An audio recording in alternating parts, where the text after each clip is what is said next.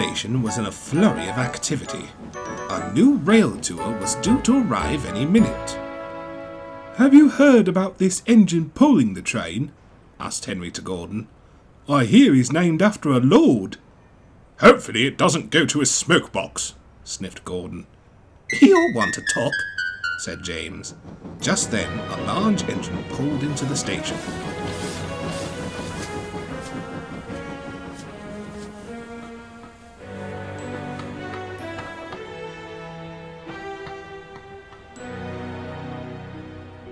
He looked toward the clock. 4 o'clock precisely, said the engine. A perfect run. He soon noticed the others looking at him. "Oh, goodness me," he stammered. "Where are my manners? Hello, I am Lord Nelson. It is very nice to make your acquaintance." The engines were impressed by this visitor. He seemed very particular.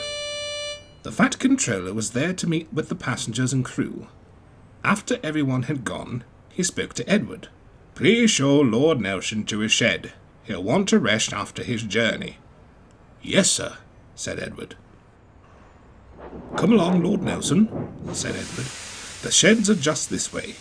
"Shed?" the visitor exclaimed. "Don't be silly, dear boy. I have no need for that. I'll spend the night in your navy yard." Edward looked puzzled. "There is no navy yard on Sodor," he explained. Lord Nelson frowned. "Well, surely," he remarked, "you must have some sort of port, quayside, or dockyard somewhere near the sea." "Well," Edward pondered, "there is a rather large port on my branch line, but shouldn't you—" "Perfect!" Lord Nelson exclaimed. "I shall spend the night there. Lead the way." So Edward reluctantly led Lord Nelson to the docks.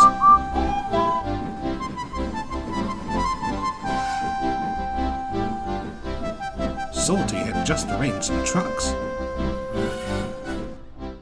"Ahoy there, mateys," called Salty. "This is Lord Nelson," said Edward. "He would like to spend the night here, if that's all right." "Of course, shipmate," said Salty. "Welcome aboard." Lord Nelson looked around. There was the sight of boats, the call of seagulls, and a sea breeze in the air. "It's perfect," Lord Nelson exclaimed. "I'll enjoy it fine here." Cranky wasn't so sure. "Just try not to get in the way," he cranked. The next day, Lord Nelson was due to head back to the station, but he was too busy enjoying being by the sea that he didn't notice. "Oi, you!" yelled Cranky. "Shouldn't you be on your way? I think you stayed here long enough." "Nonsense," Lord Nelson announced grandly. "A life by the sea puts steam in my pistons, smoke in my chimney, a song in my throat." He began to sing. "Come cheer up, me lads, 'tis to glory we steer, to add something more to this wonderful year. To honour we call you as free men, not slaves, for who are so free as the sons of the waves. Heart of oak on our ships, jolly tars on our men, we always are ready. Steady, boys, steady. We fight and we conquer again and again."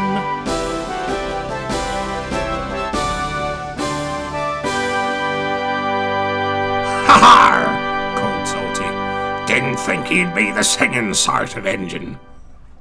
"Some sailors taught me that song when I took a boat train to Dover. It's called Heart of Oak. Do you know it?"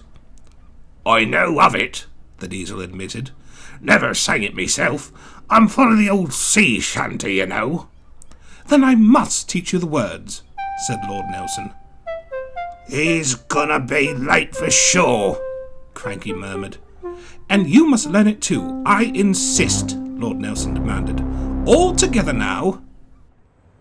Meanwhile, at Knapford Station, Edward had just arranged Lord Nelson's coaches to the platform for the journey home.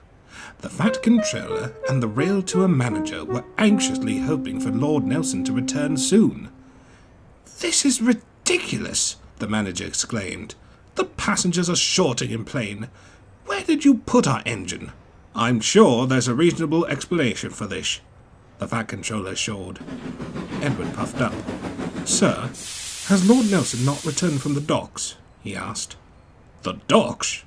The Fat Controller pondered. Why would he be there? Oh, that blasted Lord Nelson! That'll explain it, fumed the manager. That engine thinks himself the Admiral of the Royal Navy, always going on about being by the sea. That's it then, said the Fat Controller. Edward, you must take us there at once. Yes, sir, said Edward, and off he went to the docks. Lord Nelson was causing all sorts of confusion. He had Salty, Cranky, and all the dock workers gathered together to sing his song, and no work was getting done. Just then, Edward puffed into the docks. Stop this nonsense at once, called the Fat Controller. The manager spoke severely to Lord Nelson. What are you doing here, you silly engine? He rapped. You're going to make our passengers late. Nonsense, sir, the engine explained. We've plenty of time. The train isn't due to leave until 2. Yes, the manager said, and it's almost 2 now. Lord Nelson gasped and looked at his buffers. He eyed everyone sheepishly. I told you needed to leave, groaned Cranky. Oh dear, Lord Nelson stammered. How unpunctual of me. I'm dreadfully sorry, everyone. I should be going now. And the big engine puffed out of the docks.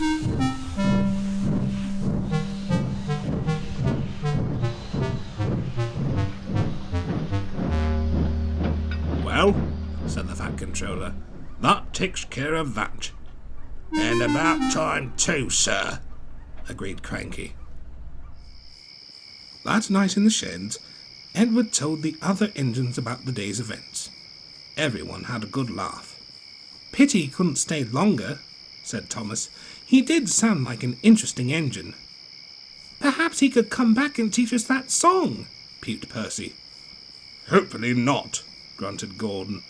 As I said, being named after a lord makes an engine puffed up in the smoke box. Whatever you say, Lord Gordon, teased James. The engines laughed at this, while Gordon groaned in anger.